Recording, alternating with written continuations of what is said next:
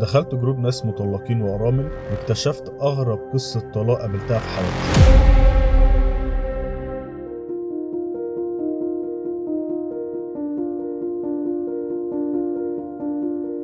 اللي حصل إن شابة اسمها شيرين دخلت على الجروب عشان تفضح جوزها، ولاحظت إنها دخلت على أكتر من جروب وكتبت نفس القصة. المهم شيرين ارتبطت بولد اسمه نادر، هي عندها 26 سنة وبتشتغل دكتور السنان، وهو 32 وشغال تاجر ملابس وعنده محل وشريك في مطعم. الاتنين مستواهم المادي كويس قوي، بس شيرين على مستوى الشغل كانت أنجح وبتعمل فلوس أكتر منه، بس ما كانش فارق معايا. وغير إنها كانت شاطرة في شغلها لكن كمان كانت بتحب اللي بتعمله، والحتة دي كانت بتجز في نادر قوي وكان بيغير من كونها ظاهرة عنه في مجال الشغل.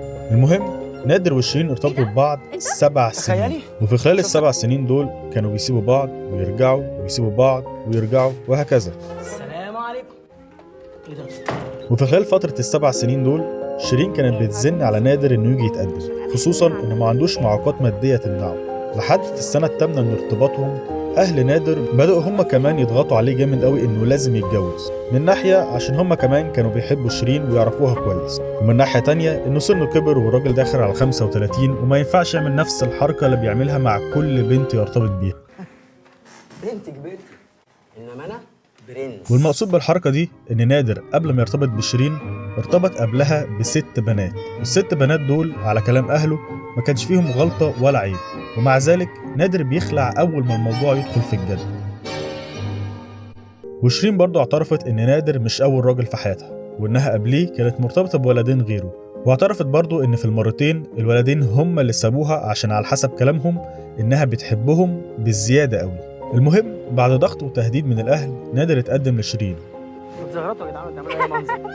نادر كان فعلا بيحب شيرين حقيقي، لكن هو كان عنده تخوف من فكرة الجواز وكان دايما بيشبهها بالسجن. بدأ نادر وشيرين يستعدوا لترتيبات الفرح وبدأت معها المشاكل، ابتدوا يتناقشوا في مواضيع مختلفة تخص حياتهم بعد الجواز، وكان من ضمن المواضيع دي ان شيرين سألت نادر تفضل اولادنا في المستقبل يدخلوا مدارس ايه، فنادر قال لها لو بنت هدخلها مدرسة انترناشونال ولو ولد هيدخل حكومة. فالكلام ما عجبش شيرين واتخانقوا، وكانت كل خناقة بتنتهي بان نادر يهدد شيرين انه مش هيكمل، وشيرين تقلق وتتوتر وتحاول ترضي نادر بأي شكل، بالرغم ان من كلام شيرين عن نفسها قالت انها عمرها ما كانت دي شخصيتها قبل ما ترتبط بنادر.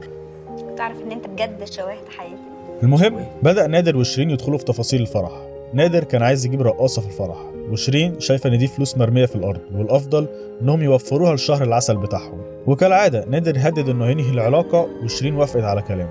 شيرين اعترفت انها في كتير من الاوقات كانت فعلا شخصية اوفر في تقديم واستقبال الحب زي ما الولاد اللي ارتبطوا بيها قبل كده قالوا. يعني على كلام شيرين نادر كان كل مرة ينزل فيها يقعد على القهوة مع صحابه ويحاول ان ياخد مساحة لنفسه بعيد عنها، شيرين ما كانتش بتسيبه، وتقريبا اي وقت هي بتكون فاضية فيه كانت بتطلب من نادر انها تقضي معاه الوقت ده. والموضوع وصل ان احيانا لو نادر ما كانش بيرد على الموبايل بتاعه شيرين كانت بتروح له المحل والمطعم، لانها كانت دايما عندها قلق ان نادر مش بيحبها كفاية او مش بيحبها بالطريقة اللي هي عايزاها، وكانت بتتوتر لما تحس انه ممكن يسيبها في اي وقت. المهم نادر وشيرين اتجوزوا، وفي الفرح تقدروا تقولوا ان حصل شوية مشاكل كده خلت الفرح ده عبارة عن قنبلة موقوتة هتنفجر في اي لحظة، وشيرين بتحاول على قد ما تقدر تحتوي الانفجار ده. الموضوع بدأ في البوفيه. اللي حصل ان نادر وشيرين اختلفوا وقت اختيار انواع الاكل اللي هتتقدم في الاوبن بوفيه بتاع الفرح. نادر كان شايف ان من الاخر كده الناس اللي جايه الفرح دي ناس جايه تاكل وتمشي وتتكلم على العرسان وخلاص، وكفايه قوي عليهم اوبن بوفيه متوسط وخلاص. وعشان الفرح كان على العريس والخطوبه على العروسه، فشيرين وقت الخطوبه عملت احتفال كويس واوبن بوفيه فخم، وما كانتش عايزه ان الفرح يكون اقل من الخطوبه، وهي ليله في العمر زي ما بيقول. في وقت اختيار انواع الاكل قبل الفرح شيرين وافقت على كلام نادر عشان تعدي الليل، بس بعدها كلمت الاوتيل وطلبت ان انواع الاكل تتغير للنوع الاغلى، ودفعت هي الفرق من جيبها من غير ما نادر يعرف. فطبعا لما جه وقت البوفيه نادر عرف اللي حصل وعمل مشكله مع شيرين، وكالعاده هدد انه يمشي ويسيب الفرح. بعدها الموضوع اتلم واهل العريس كلموه والدنيا مشيت. واخر حاجه حصلت واللي بعدها بفتره قصيره قوي لموا الفرح وقفلوه عشان الليله تعدي على خير والعرسان يروحوا اوضتهم في سلام، ان لما جه وقت ان شيرين تحدف بوكيه الفرح للبنات وواحده فيهم تحاول تمسكه، فاول ما شيرين ادت ظهرها للبنات اللي واقفين وراها جت اختها وشوشتها في ودانها وراحت واقفه مع باقي البنات، فشيرين بصت على مكان اختها ولفت حدفت بوكيه الورد واختها مسكته. مين بقى كان واقف ضمن البنات دول؟ اخت نادر الكبير. اتضايقت من اللي حصل وقعدت تعيط، فنادر زي ما انتم متوقعين شد مع شيرين اللي طلبت من اختها ترجع لها البوكيه، وراحت اديته لاخت نادر عشان الفرح ما يبص. كل ده حصل ولسه نادر وشيرين ما اتطلقوش. الطلاق حصل بعد ساعة واحدة من الفرح تقريبا، ده من اسرع الطلاقات اللي حصلت في العالم. نادر وشيرين دخلوا اوضه الاوتيل اللي كانوا حاجزين فيها بعد الفرح، فنادر وقف وبص عليها قال لها انت مش هتدخلي تستحمي؟ فقالت له بصراحه انا ميته من التعب وبفكر اقعد اريح شويه بعدين هدخل اخد شاور. فقال لها انت هتنامي كده على السرير بالعرق ده؟ فقالت له انا بس هريح شويه وادخل اخد شاور. قال لها تمام. بعدها نادر دخل ياخد دش وخرج لقى شيرين راحت عليها نوم ونايمه على السرير، فصحاها من النوم قال لها انت طالق ومشي بسرعه.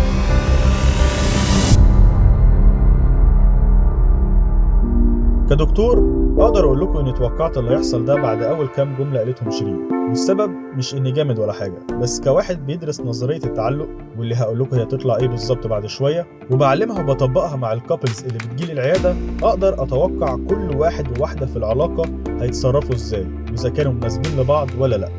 ونظريه التعلق اللي ما شافش الحلقتين اللي فاتوا هي باختصار بتقول ان في 3 انواع الناس في العلاقات العاطفيه بتتعلق فيهم ببعض، وكلنا كبشر لازم عندنا واحد من ال3 انواع دول.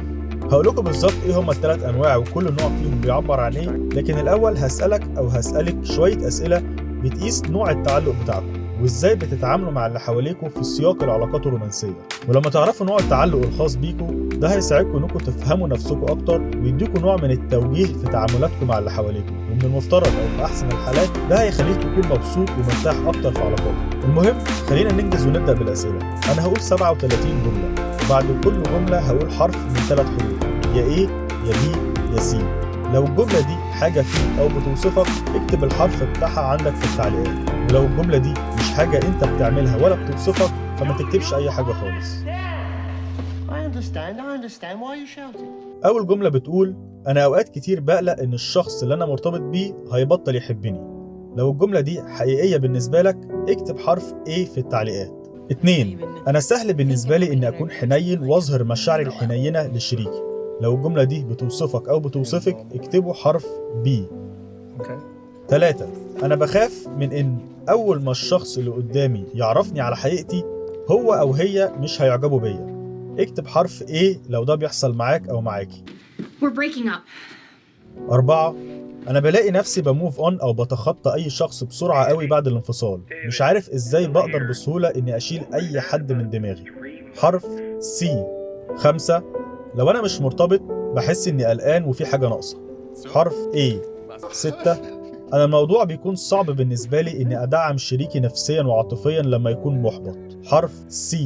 7 لما شريكي بيكون بعيد عني بخاف لحسن هو او هي ممكن يعجبوا بحد تاني. حرف A. 8 انا ما عنديش اي مشكله وبكون مرتاح اني اعتمد على الشخص اللي انا مرتبط بيه. حرف B. 9 كوني ابقى شخص مستقل بنفسه اهم عندي من علاقاتي العاطفيه. حرف C. 10 انا بفضل اني ما اشاركش مشاعري العميقه مع شريك حياتي. حرف C. 11 لما بكشف مشاعري للشخص اللي مرتبط بيه بخاف انه يغير شعوره ناحيتي. حرف A. 12 بشكل عام انا راضي عن علاقاتي الرومانسيه. حرف B. 13 بحس اني مش محتاج اعمل حاجات وتصرفات كتيره في علاقاتي الرومانسيه. حرف B. 14 انا بفكر كتير قوي بالزياده في العلاقات الرومانسيه اللي بدخلها. حرف A.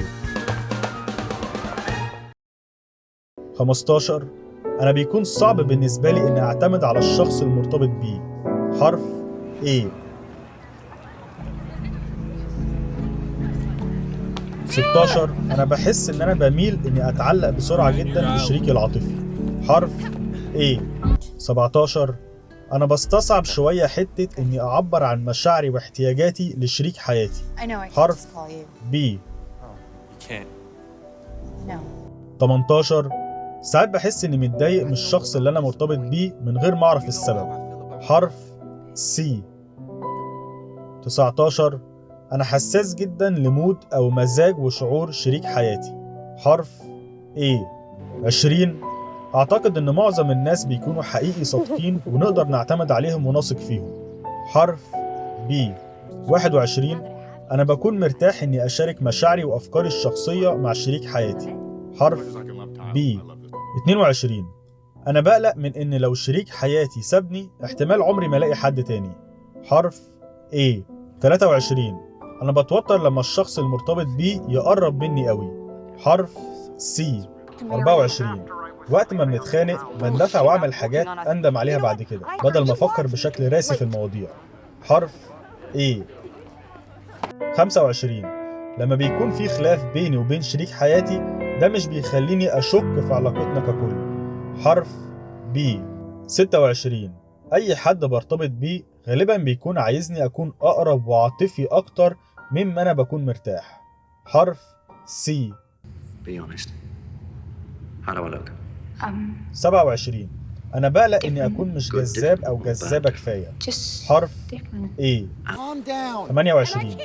ساعات بحس الناس بتشوفني شخص ممل عشان بعمل شوية دراما في العلاقات. حرف B. 29. أنا بيوحشني شريكي لما بنكون بعاد، لكن لما بنكون مع بعض بحس إني عايز أهرب. حرف C. 30. لما بختلف مع حد ببقى مرتاح إني أعبر عن آرائي بدون مشكلة. حرف B. 31. أنا بكره إحساس إن الناس اللي حواليا تعتمد عليا. حرف C. 32. ركز معايا في الجملة دي عشان لازم هتكتب حرف من الثلاثة. الجملة بتقول لو لاحظت إن في حد أنا معجب بيه وهو أو هي بيفلرت أو بالبلدي كده بيعطف وتلطف مع ناس تانية، اكتب حرف B لو أنت مش بتخلي الموضوع يضايقك، وأي نعم ممكن تغير شوية بس بتبقى حاجة عابرة وبتعدي. واكتب حرف C لو أنت بتحس بالراحة، لأن ده معناه بالنسبة لك إنهم مش عايزين علاقتكم تبقى حصرية، أو بما معناها يعني مش واخدين الموضوع بينكم بجد. واكتب حرف A لو ده بيخليك تحس إنك محبط. 33. ركز معايا برضو عشان هنعمل نفس الكلام.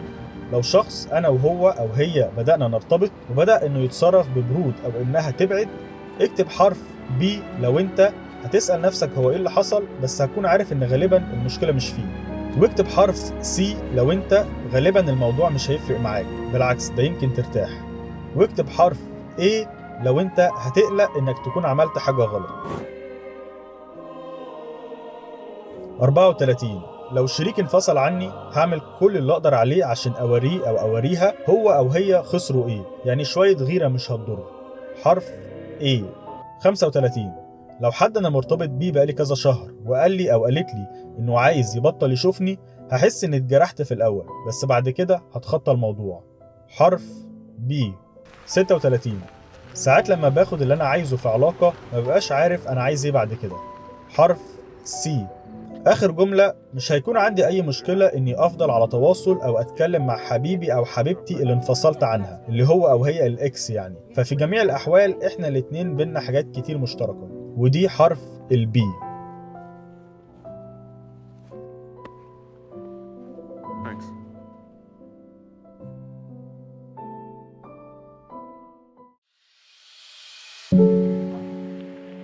دلوقتي جمع عندك كام حرف A وكام حرف B وكام حرف C. كل ما كان عندك إجابات تبع حرف معين اللي هو A أو B أو C، كل ما أنت أو أنت هيظهر عندكم صفات تبع نوع التعلق اللي بيرمز ليه الحرف ده. يعني مثلا حرف A بيرمز لنوع التعلق المقلق، حرف B بيرمز لنوع التعلق الآمن، حرف C بيرمز لنوع التعلق المتجنب. فعلى حسب انت انهي حرف طلع لك اكتر، يبقى انت غالبا هيكون عندك صفات تبع نوع التعلق اللي بيرمز ليه الحرف ده. طيب دلوقتي خليني اقول لكم كل نوع تعلق بيعبر عن ايه. بالنسبه للتعلق المقلق، فانت بتحب تكون قريب قوي للاشخاص اللي بترتبط بيهم عاطفيا، وعندك مساحه وقدره كبيره للعاطفه مع شريك حياتك، لكن غالبا بتخاف ان شريكك ما يكونش عايز يكون قريب للدرجه اللي انت او انت عايزينها. العلاقات الرومانسيه بتستهلك جزء كبير من طاقتك العاطفيه، وبتبقى حساس جدا ناحيه تقلبات المود او مزاج شريكك، وحساس ناحيه افعاله.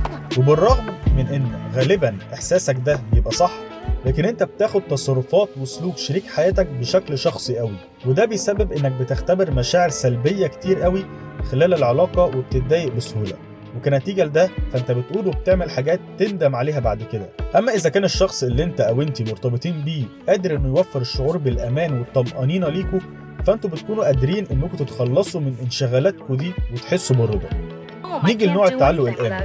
كونك تبقى شخص دافئ ومحب في العلاقة دي حاجة طبيعية بالنسبة لك.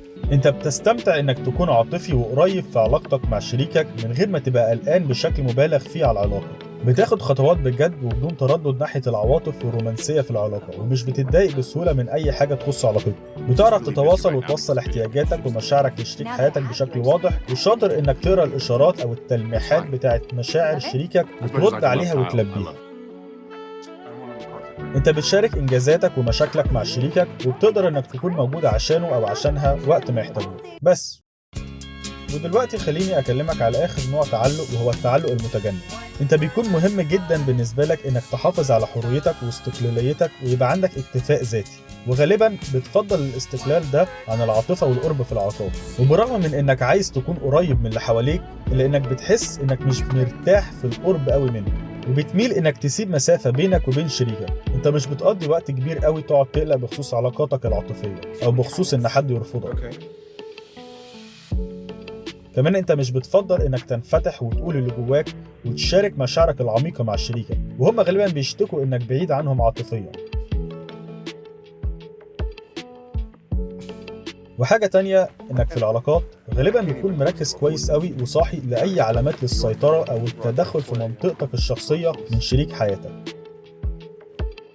طيب نيجي لنقطه اخيره ننهي بيها الحلقه، وهي التصنيفات دي اساسا بتيجي منين؟